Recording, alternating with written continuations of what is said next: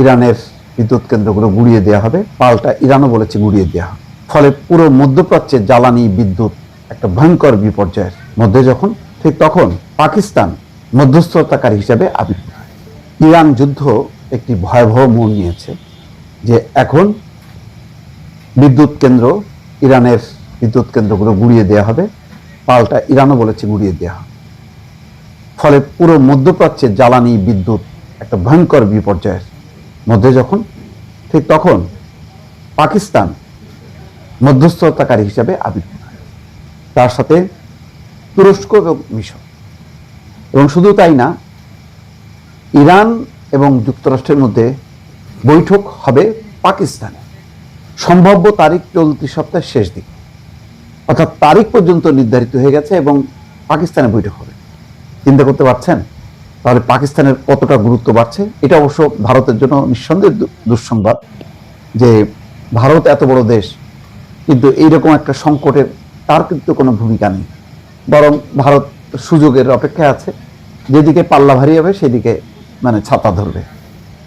তো কূটনীতির এইসব কলাকৌশল চালাকি সবসময় কাজে দেয় না, কখনো কখনো ছিটকে পড়তে হয়। ভারত হয়তো ছিটকে পড়ছে, পাকিস্তান লাইমলাইটে আসছে, যদিও পাকিস্তানের ভূমিকাটা বেশ নড়বড়ে, আপাতত আমেরিকার দিকেই তার ছাতা ধরা, সেইভাবেই সে আলোচনার কেন্দ্রস্থলে চলে আসছে।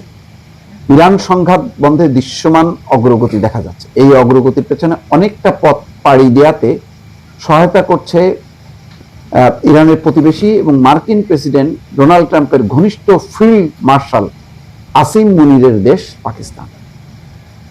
মার্কিন সংবাদ মাধ্যম অ্যাক্সিওস জানিয়েছিল ইরান এবং যুক্তরাষ্ট্রের মধ্যে দুতিয়ালি করছে পাকিস্তান।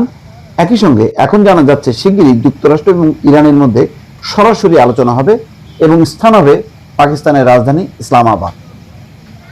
ইসরায়েলের এক ঘনিষ্ঠ জ্যেষ্ঠ কর্মকর্তা বরাত দিয়ে এই তথ্য জানিয়েছে অ্যাক্সিওস। ওই কর্মকর্তা বলছে যে পাকিস্তানের রাজধানী ইসলামাবাদে চলতি সপ্তাহের শেষ দিকে ইরান এবং আমেরিকার শীর্ষ কর্মকর্তাদের মধ্যে বৈঠকের প্রস্তুতি চলছে। নাম প্রকাশে অনিচ্ছুক ইসরায়েলি এক কর্মকর্তা জানিয়েছেন পাকিস্তানে হতে যাওয়া এই সম্মেলনে আলোচনার অংশ হিসেবে একটি সম্ভাবনা খতিয়ে দেখা হচ্ছে, যেখানে মার্কিন ভাইস প্রেসিডেন্ট ভ্যান্স এবং আমেরিকার জ্যেষ্ঠ প্রতিনিধি হিসেবে উপস্থিত থাকতে পারেন। তিনি আরো বলছেন ইসরায়েল জানতো যে ইরান ও যুক্তরাষ্ট্রের মধ্যে আলোচনা শুরুর লক্ষ্যে বেশ কয়েকটি দেশ মধ্যস্থতা চালিয়ে যাচ্ছে। তবে প্রেসিডেন্ট ট্রাম্পের সাম্প্রতিক বক্তব্যে ইসরায়েল বেশ অবাক হয়েছে। ট্রাম্প জানিয়েছেন যে এই যোগাযোগগুলো বেশ এগিয়েছে এবং সম্ভবত 15টি ইস্যুতে উভয় পক্ষ ঐক্যমত্য পৌঁছেছে।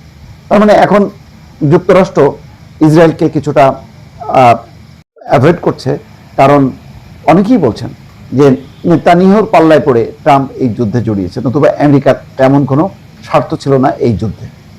প্রতিবেদনে বলা হচ্ছে গত শনিবার ট্রাম্প ইরানকে 48 ঘন্টার আলটিমেটাম দেন। এর মধ্যে ইরান হরমুজ প্রণালী না খুলে দিলে দেশটির বিদ্যুৎ কেন্দ্রগুলোতে হামলা চালানোর হুঁশিয়ারি দেন তিনি। জবাবে ইরান ও ইসরায়েল এবং উপসাগরীয় দেশগুলোর জ্বালানি এবং পানি শোধনাগার অবকাঠামোর উপর প্রতিশোধের হুমকি দিলে উত্তেজনা নাটকীয়ভাবে বেড়ে যায়। হরমুজ সংকট বর্তমানে এমন এক গুরুত্বপূর্ণ ইস্যু হয়ে দাঁড়িয়েছে যা ট্রাম্পকে যুদ্ধের সমাপ্তি ঘটাতে বাধা দিচ্ছে। হুমকির পাল্টা হুমকি সংকট তীব্র করেছে এবং বৈশ্বিক জ্বালানি বাজারকে অনিশ্চিত করেছে। ট্রাম্প যখন বলছে যে আলোচনা চলছে এবং বেশ ভালো অগ্রগতি হয়েছে, তখন কিন্তু জ্বালানির বাজার কিন্তু নিচে পড়তির দিকে। ফলে বোঝাই যাচ্ছে যদি দ্রুত একটা আলোচনা শুরু হয় সংকট সমাধানে, তাহলে জ্বালানি তেলের যে ঊর্ধ্বগতি, সেই ঊর্ধ্বগতিটা নিম্নমুখী হবে এবং জ্বালানি তেলের সংকট যে অস্থির একটা বিশ্ব অর্থনৈতিক অবস্থা, মানুষের প্রত্যেক জীবনযাপন সবকিছু এই একটা মাত্রার মধ্যে চলে আসবে। দর্শক।